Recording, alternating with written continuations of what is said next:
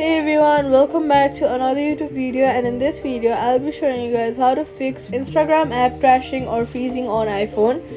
First of all, go ahead to your app store, search for Instagram and make sure to update your app to the latest version. After that, go ahead and restart your iPhone.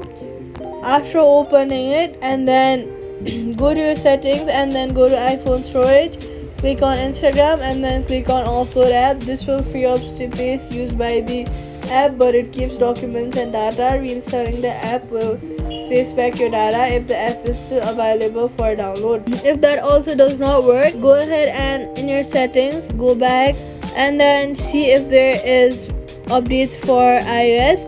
If there is, make sure to update your iOS as well.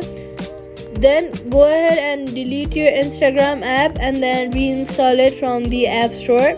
Search for Instagram and then make sure to reinstall it from here. Safety tip: avoid beta software unless you're testing. Quick fix: turn off Bluetooth. Some devices can cause crashes, and that's it. Subscribe for more fixes.